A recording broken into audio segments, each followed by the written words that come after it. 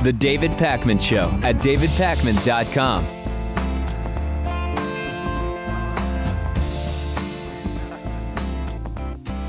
We have yet another challenge to Obamacare, the Affordable Care Act, and it may depend on just 4 words. The Supreme Court today heard oral arguments in another case which challenges one of the central provisions of President Obama's health care law. It's going to focus on just one section of the law which governs the establishment of these health exchanges. And the scope is very narrow, but it could affect a lot of people. And the arguments are about whether the justices believe the law does or doesn't authorize the government to provide federal subsidies for Obamacare beneficiaries in the 34 states that did not establish their own exchanges. So the idea of the Affordable Care Act was that each state would establish their own exchange. And as we know, many Republican governors opted not to do that. In those cases, you still have the federal government with the ability to directly provide subsidies to people in those states. And the hearing at the Supreme Court is about whether that is okay for the federal government to do if a state did not create their own exchange. And in court, the Solicitor General, Donald Verrilli, is expected to stress 4 words, quote, established by the state, which are found in one section of the law, are meant to include both state-run and federally facilitated exchanges. So he's going to argue the judges need only read the entire statute to understand that Congress meant to issue subsidies to all eligible individuals enrolled in all of the exchanges, whereas the debate is over, well, if there is no state exchange, maybe the federal subsidies are not okay. President Obama has commented on this.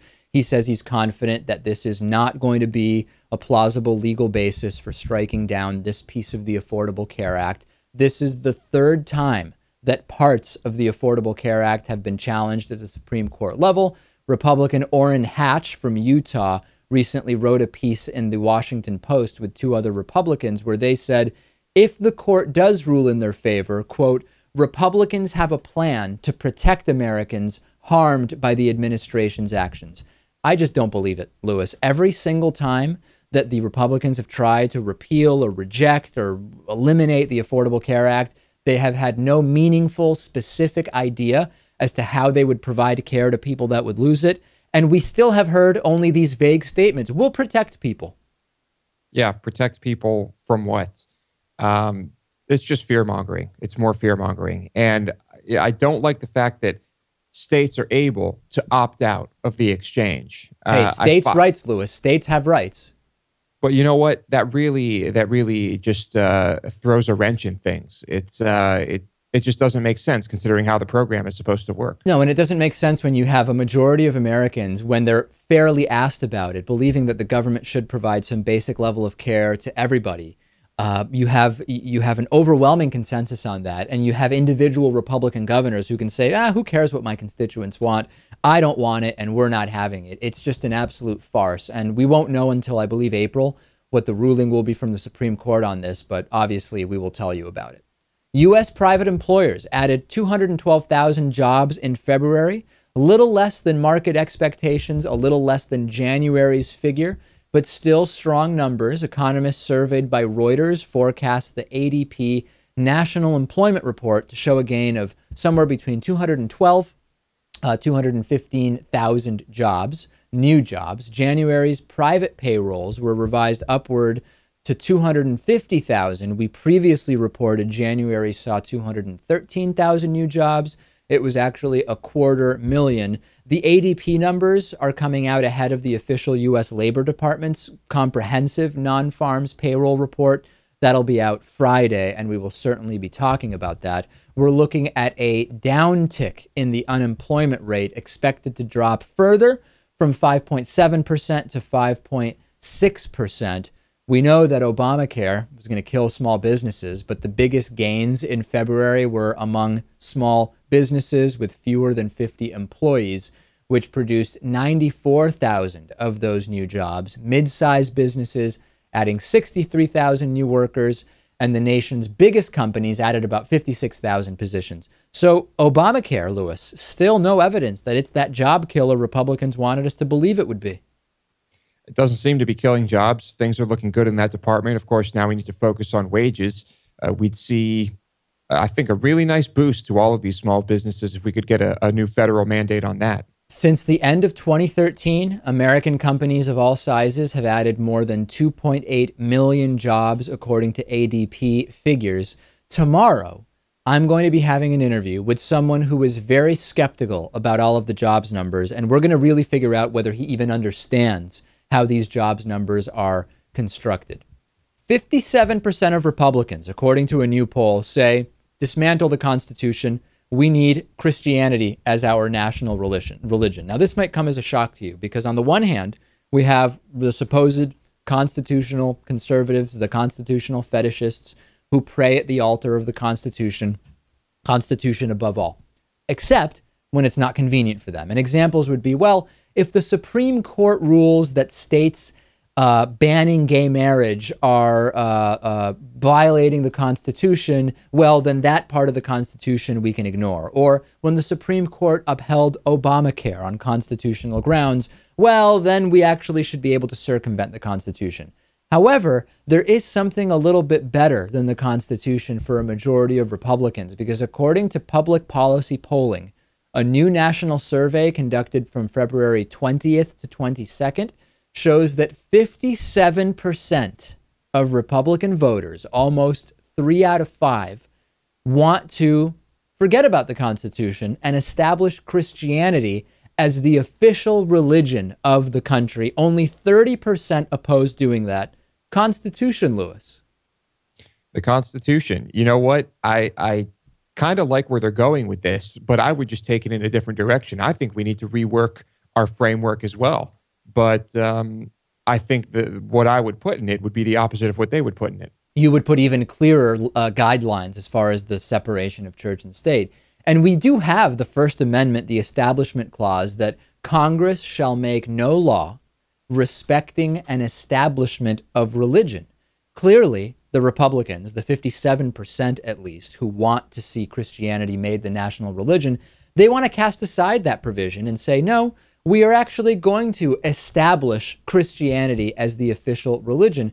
A clear majority of Americans self-identify as Christian, but most Americans outside of the Republican Party don't want what is de facto Christian dominionist theology, where we establish a religion as the religion of the country. These are the people waving the American flags, calling themselves true patriots, and they want to just rip up the Constitution and stomp on it. I don't think a lot of them even understand what it means to do that and to make Christianity the national religion. I don't think they understand how harmful that can really be. No, they probably don't. And it's often one of these things where it's, hey, freedom of religion, as long as it's my religion and it's my religion that is given preference. Well, that's not really freedom then for everybody who doesn't practice your religion, is it? And the fact that they are considered patriotic by the right, things have become so backwards. It's like a bizarro world almost, where claiming to love the Constitution, but wanting policies that destroy it and ignore it and ridicule it is considered the patriotic thing to do by some, obviously not by us.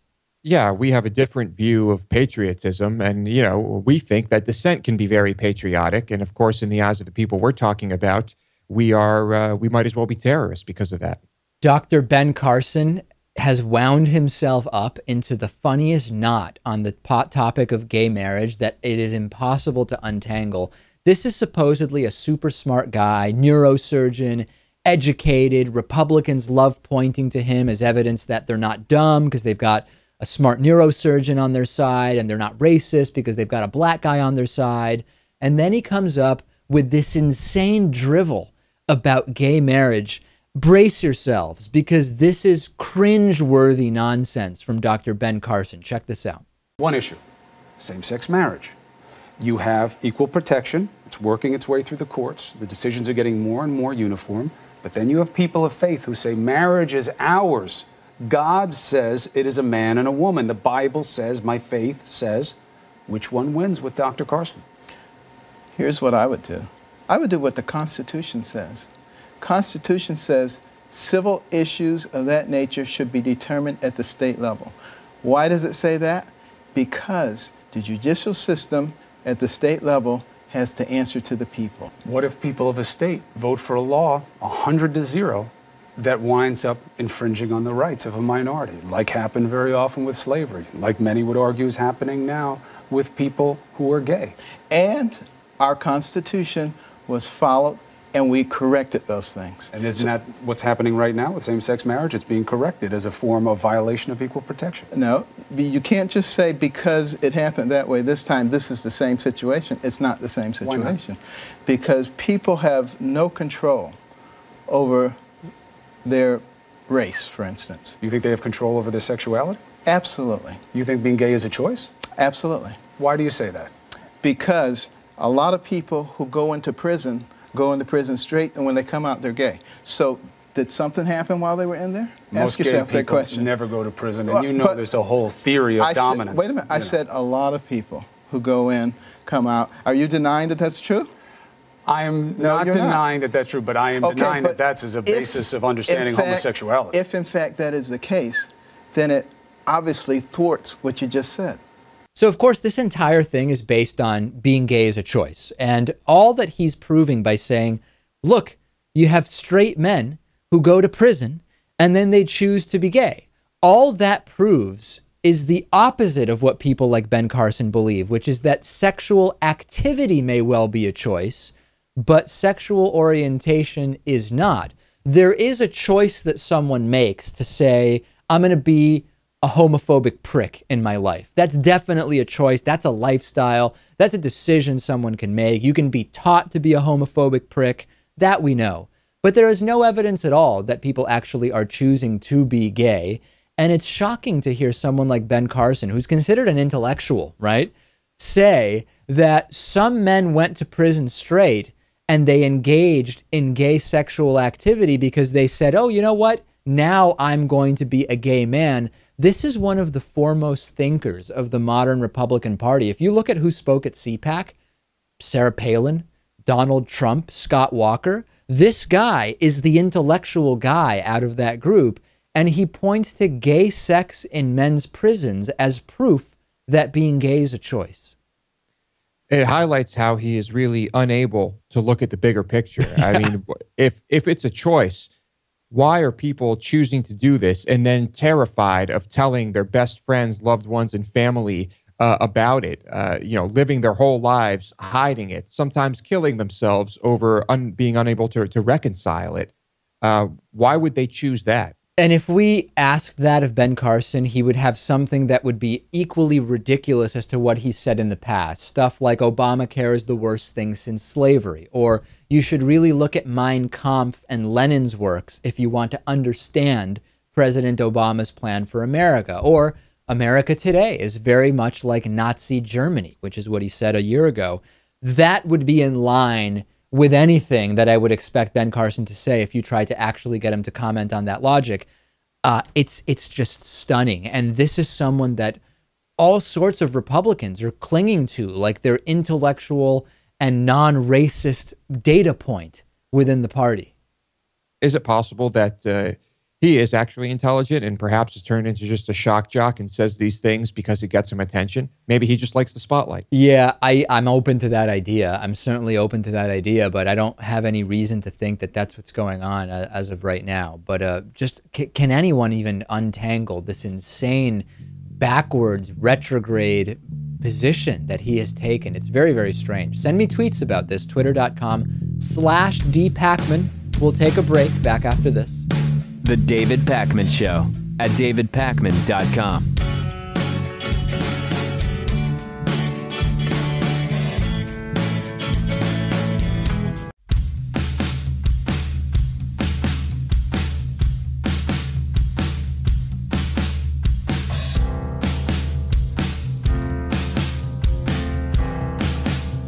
Welcome back to The David Pakman Show. If you enjoy our program, please consider that it would not exist without your support through our membership program. Today's new member of the day is Ian Logson. And joining the David Pakman Show Membership Hall of Fame is James Keith. James has been a member for 4 years, the length of one presidential term. Congratulations, James, and most importantly, thank you for your support. You now get a free David Pakman Show apparel item of your choice. Just email us, tell us what you would like, and we will get it out to you. You can join Ian and James as David Pakman Show members by going to davidpakman.com/membership. It is time for Hatriot Mail, and it is a very, very crazy Hatriot Mail today. Because it's God's divine plan that every child be born, but an act of patriotic duty to snuff that bastard if he sets a foot near your stuff. Hatriot Mail. Written by patriots who hate David Pakman. Because America. And because freedom. So this Hatriot Mail does talk about Pat Robertson, but it also is one that is concerned for me. They're worried about me, and they're worried about my sin.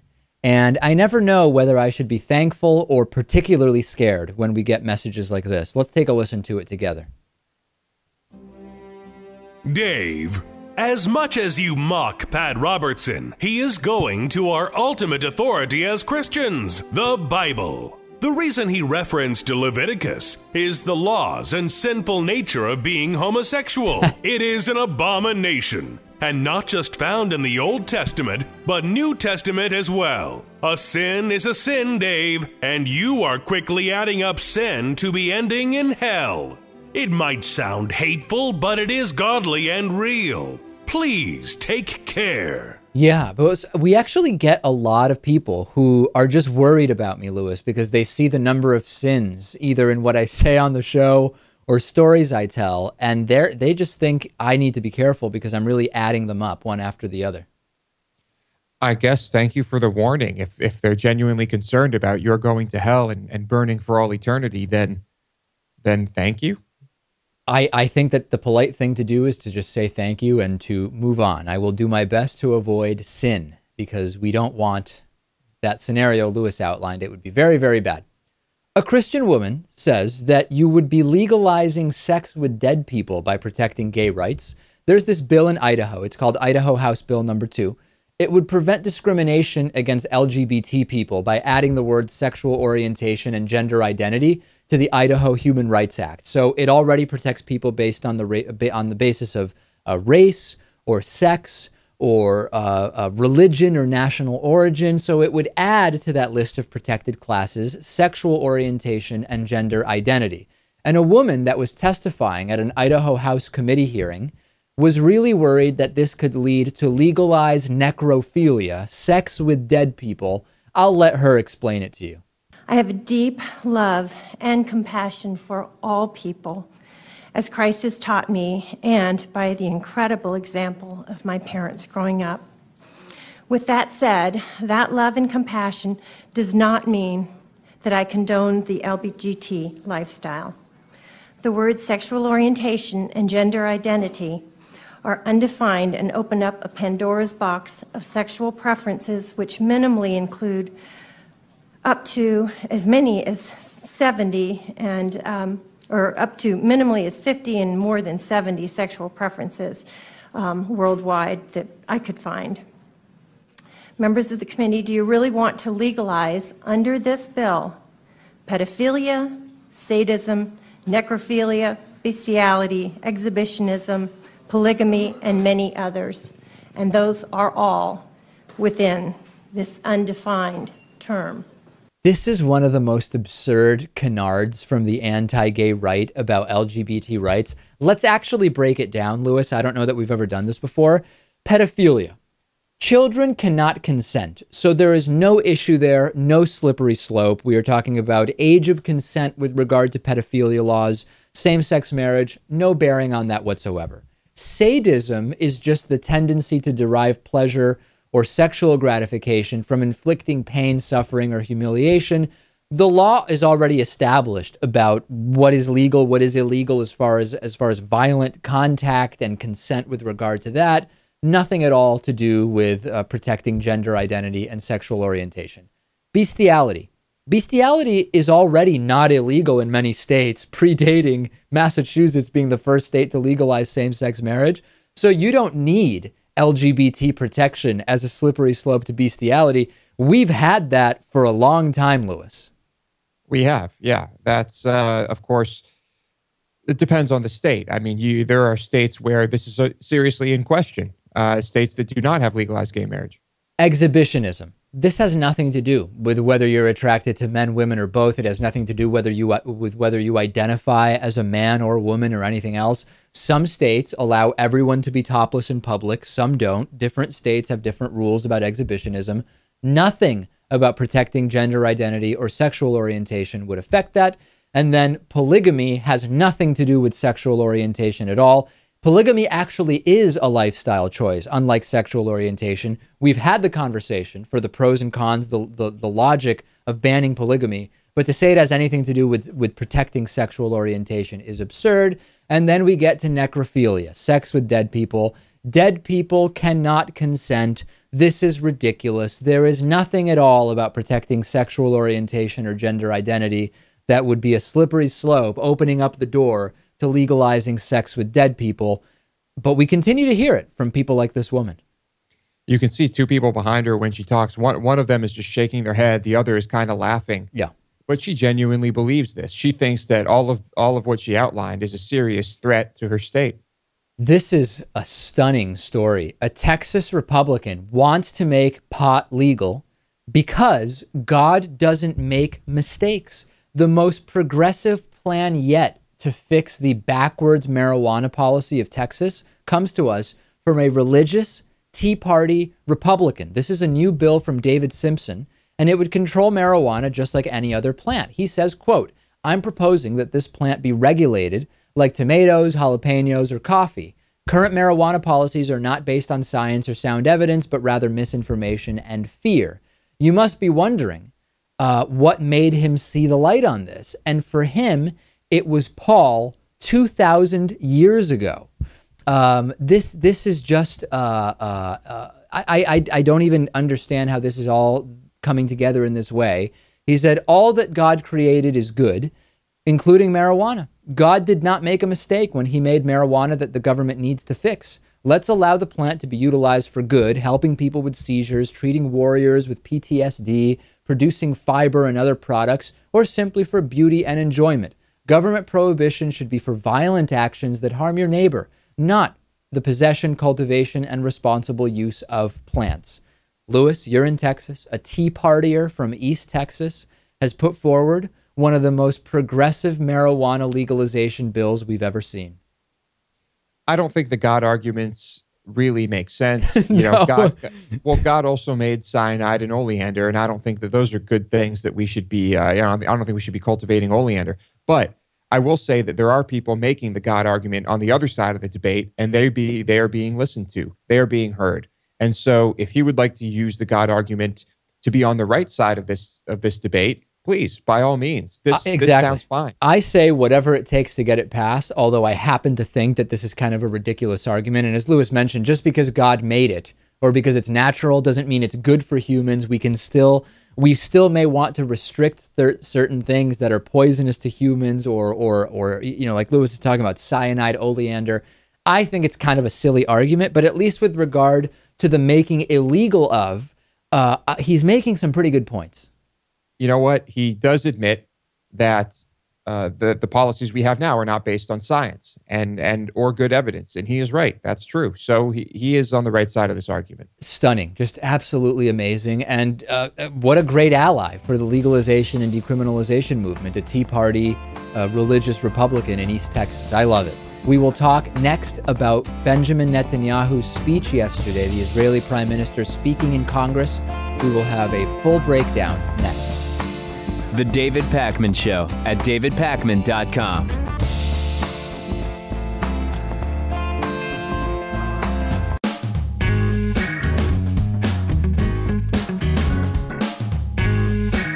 Welcome back to The David Pakman Show.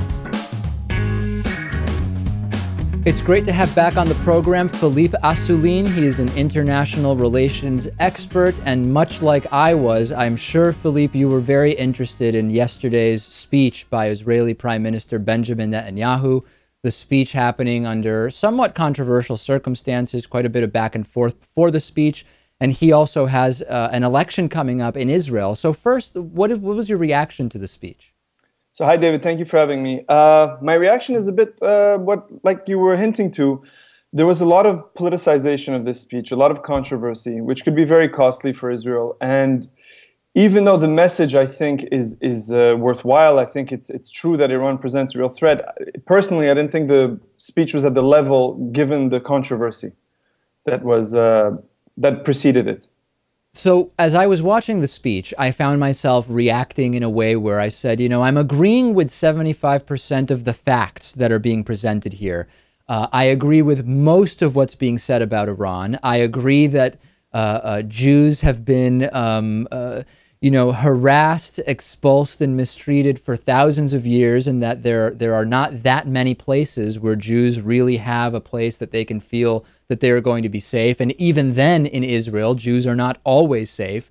But then I found myself saying, you know, some of the things that Benjamin Netanyahu is saying here don't strike me as accurate. And I'll tell you what a couple of them are, and we can kind of discuss them. One is that there are leaked cables which contradict what Benjamin Netanyahu said about Iran and nuclear weapons. The Mossad's own leaked cables seem to suggest some of what he said was not accurate. And also, he gave this impression that ISIS and Iran are working together to some extent. But we have a lot of evidence suggesting that that's not true either. So comment on that. Do you think his case was weakened by that? Yes and no. I mean, there's nuances to both valid points you raised. On the first one, the Mossad cables, the difference there is of a time frame, how long it would take or how advanced Iran is to getting a nuclear weapon. I think there was a misunderstanding that the Mossad said they weren't seeking nuclear weapons. I think they were saying they weren't seeking nuclear weapons right now, but the whole program is still moving forward. With respect to ISIS, there has been a cooperation between Iran and Sunni groups, but it's not at the level that is perhaps suggested in some of the punditry that all Islamism is the same thing.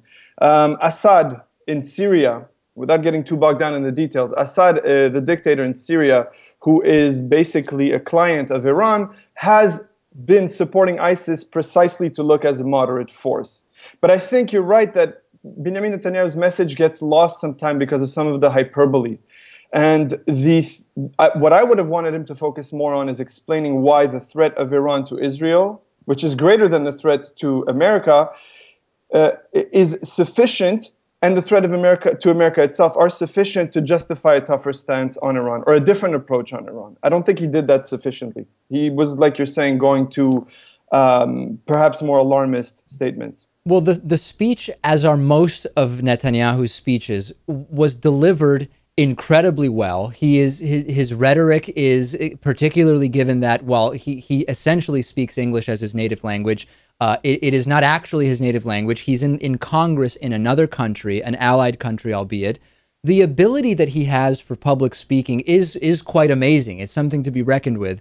But at the same time, I remind myself of that when I say to myself, he is very coyly positioning himself as the authority figure, the authority candidate for the upcoming election that he has, because the threat from Iran, whatever you consider it to be, has not drastically changed over the last couple of months. So I question the timing as mere political opportunism. So I think that's an extremely valid point, and I think that's the main point of contention in Israel itself. The idea, like you said, the last couple of months is the real question here now. Whether Iran is advancing towards a bomb, I don't think many people question, but to have it presented as if this is the moment of truth, and at the same time call elections that many thought were not necessary, is something that weakened his message both here and in Israel. And he has been ringing the alarm bells on Iran for a very long time, and I was expecting, because of that, to see something very different in the speech. But unfortunately, it wasn't there. I think essentially he ended up making his case, or trying to make his case, to the American public. What the utility of that is, I don't know. But in Israel, people interpret it overwhelmingly the way you do. I would love to have your thoughts about Benjamin Netanyahu's potential to be a broker of real peace in Israel. For several years, I've been saying that aside from whatever it is that he would personally want to see happen, and people can disagree about how progressive or conservative or reactionary Benjamin Netanyahu is, he has shown to me that because of the involvement of extreme religious right-wing elements in Israel that are necessary for him to build a coalition, he is not really going to be able to get around their desires to be a legitimate broker of peace. And I would like to see someone else who at least has not yet been discredited in my mind as a potential real broker of peace come forward. I don't question his ability to broker peace. What I question is, given the involvement and the extremist religious elements that are tied in with him, whether he could even really put something forward like that. Again, a very interesting point, and there's a lot of discussion to be had there. I think, again, this is the problem that I see with a lot of what Netanyahu does. Israel does face very real dangers that are legitimate obstacles to withdrawing from land now under the current conditions. Of course.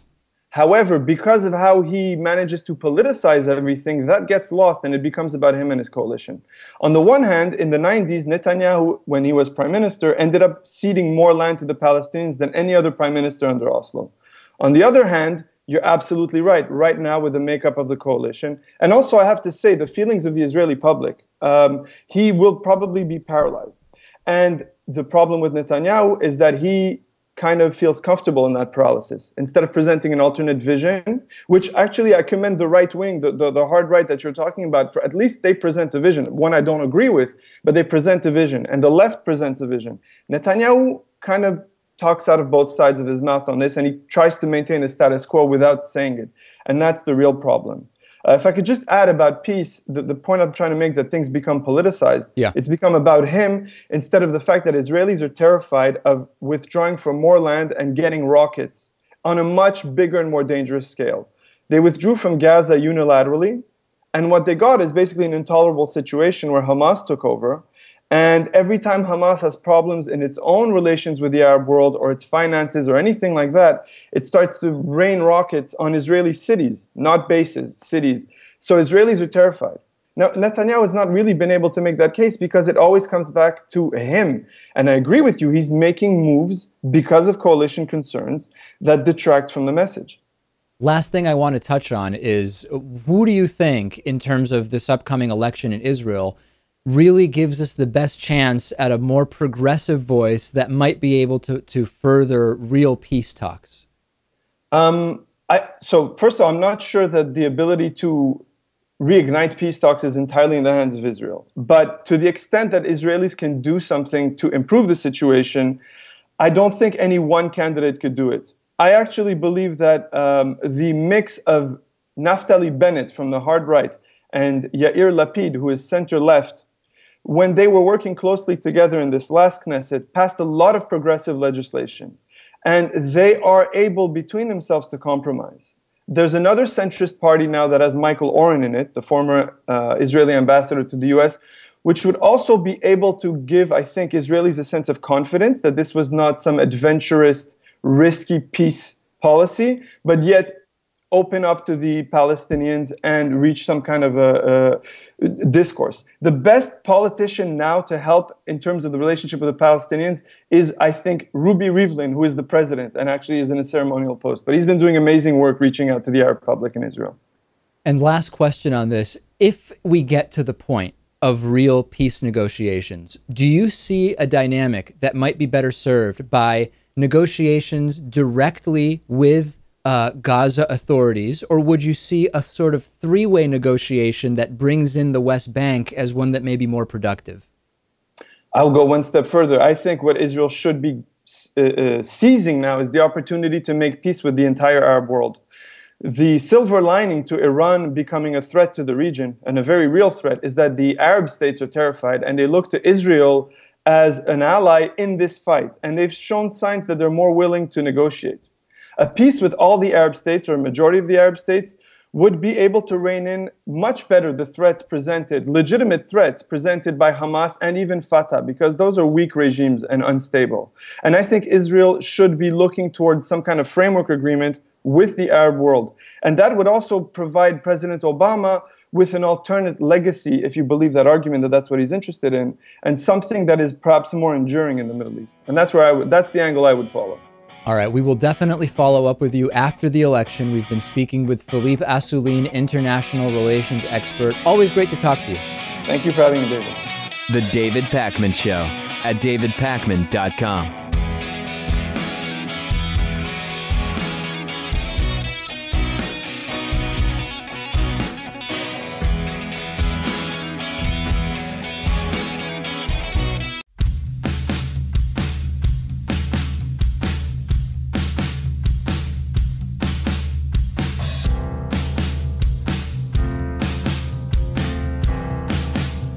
Welcome back to the David Pakman Show. A so-called Christian historian says that the Bible will never allow a vaccine for AIDS. This is the second in a series of presentations at Charis Bible College in Colorado. It's a super, it's a Bible college. What else do I need to tell you about it? And right-wing pseudo-historian David Barton talked about his belief that God will never allow a cure or vaccine for AIDS because the punishment is, rather, the condition is a punishment for homosexuality. He has Bible verses to tell you about that prove his case. Let's take a listen. And what they're looking for is a vaccine. So the federal government in the last several years has spent tens of billions of dollars looking for a vaccine for AIDS, HIV/AIDS. And I don't think they will ever find a vaccine for HIV/AIDS. And I say that based on a particular Bible verse. If you look at what Romans 1:27 says, this is what the scripture says. It says, men, leaving natural relations with a woman, lusted toward each other and did that which is wrong, receiving in their bodies the penalties due them. Now notice this, homosexuals receive in their bodies the penalty due them. The Bible says if you engage in homosexuality, your body will do things that will penalize you. So if you can have a vaccine for AIDS, then you're keeping your body from penalizing you. I don't think they'll ever find a vaccine for AIDS. This is particularly funny because there are actually now many developments with regard to an AIDS vaccine. There was big news just 10 days ago about an HIV vaccine that in lab tests deactivated every major strain of HIV that they tested. What do you think his explanation will be, Lewis? That the vaccine itself is sinful, or that it's not really a vaccine? That it's not really a vaccine, that it won't work.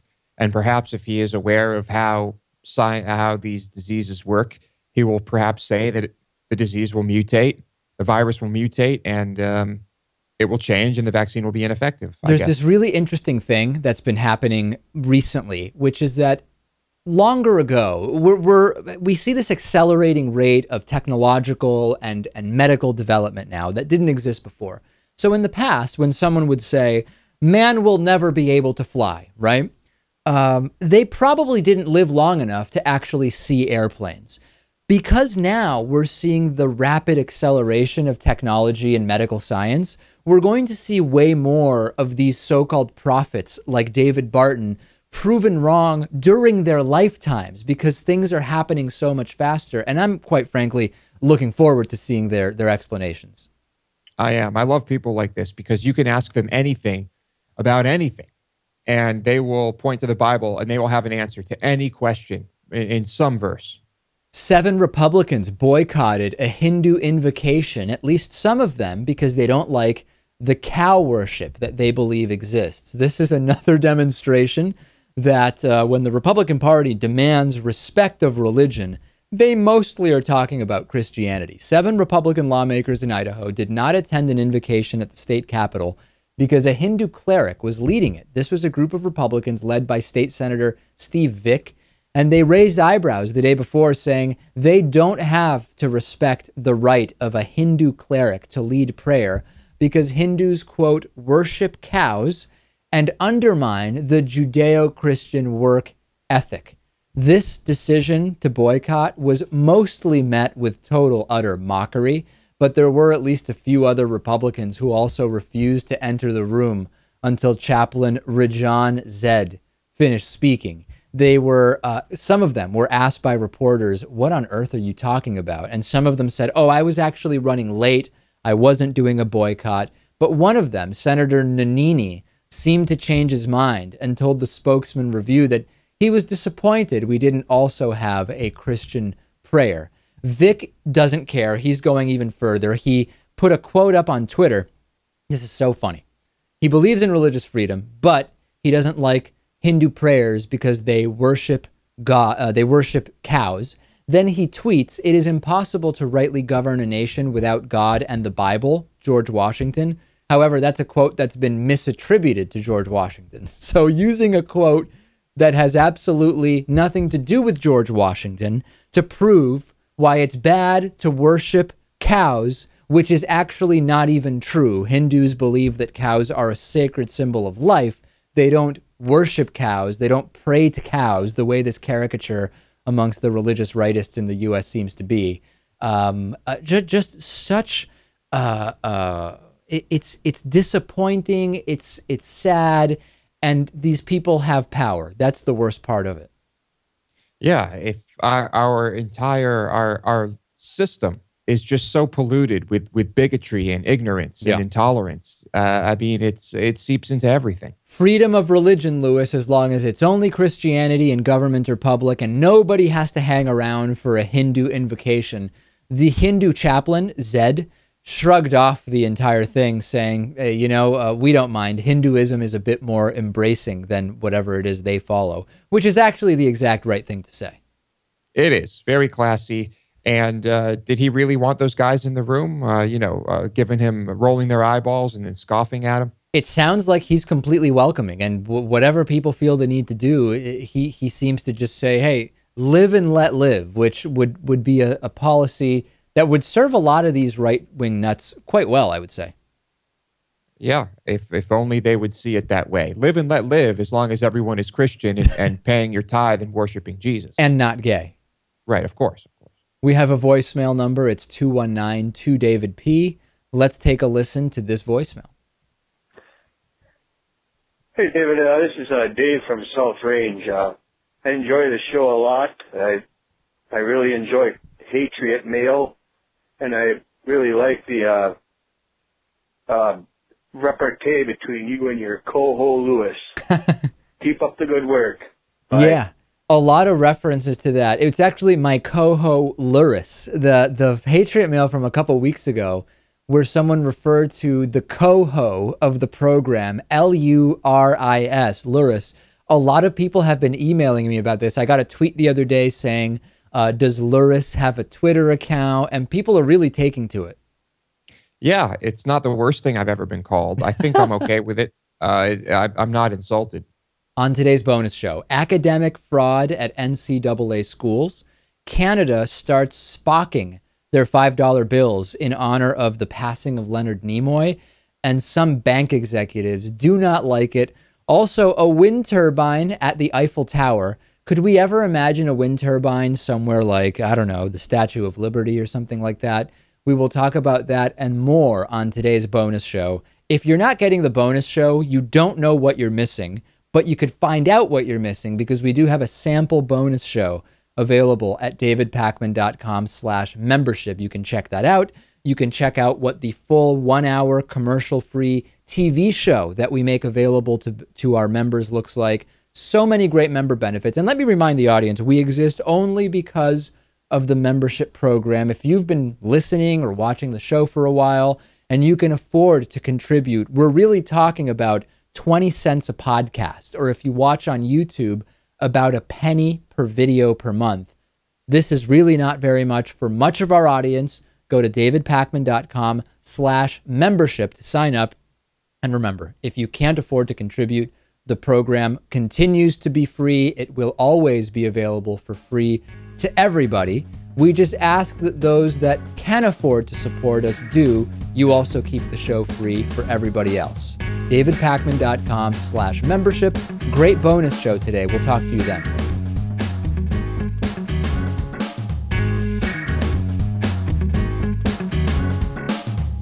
The David Pakman Show at davidpakman.com.